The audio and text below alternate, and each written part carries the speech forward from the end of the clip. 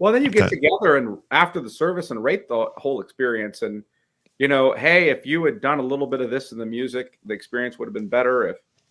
If we had turned the lights this way, it would have been better. Is this the staff or is this members telling you that? No, it's even at the staff level. Yeah, at the staff level for sure. So a postmortem, as it were. A postmortem. You work on the experience and try to dial it in and make it a little better. And I mean, there were things though where we had convictions early on that were leading us away from some of that. One of which was, I don't feel like we should have people in the band who are unbelievers, right? So people leading us up front who are unbelievers, and so they need to be Christians. They need to be members of the church. Well, that was kind of scandalous in the early days of our church plant to people, because there's a whole circuit of musicians who make their way around the various churches and they gig. There's like a whole evangelical church gig economy for musicians, right? Well, and they get paid. They get paid reasonably well in some cases, right? They do, and you go to who's paying you the most consistently and paying you the best, and that becomes a real problem. So that as you mentioned earlier, I knew of a church in town. I won't say how I knew of it because it'll reveal too much information if anybody from my local city watches this. But I knew of a church from town where I contacted the pastors.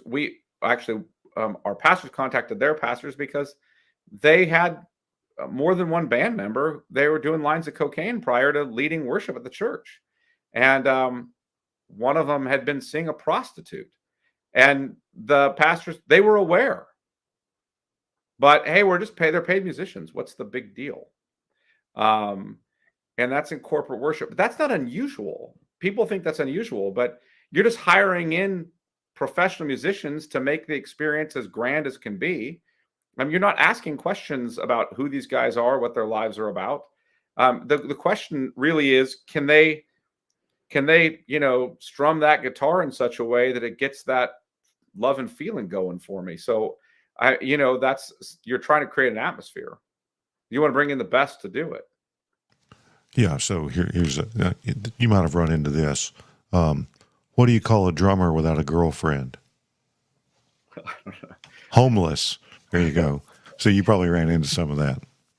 Yeah. Well, we had so much of those kinds of shenanigans in the past. Now, personally, when we planted the church, we were opposed to some of that. So from the early days, and we were moving, like I said, in a more reformed direction. And I thought we were reformed until I ran into R. Scott Clark's blog, title blog, and he kept saying, "You Acts 29 guys aren't reformed," and it was ticking me off. So I commented, and he finally said, "Why don't we talk on the phone?" So we got on the phone, and it was actually really helpful. I remember he was telling me, "Well, you're not reformed, and this is why." And I said, "Well, it doesn't matter. We're biblical." And he's like, "No, you're not biblical either. So you're neither reformed nor biblical. I'm telling you they're the same thing."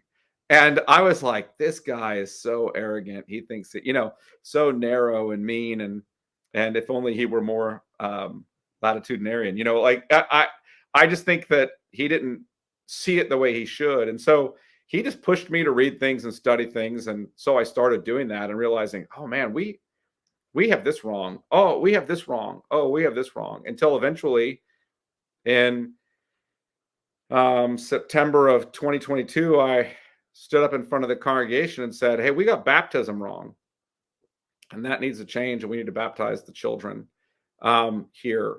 And I'm going to teach on that." And so we did. In a year, 13 months later, we started baptizing children for the first time. So we taught and walked them through that. So it's a long process, but the Lord was kind through all of it.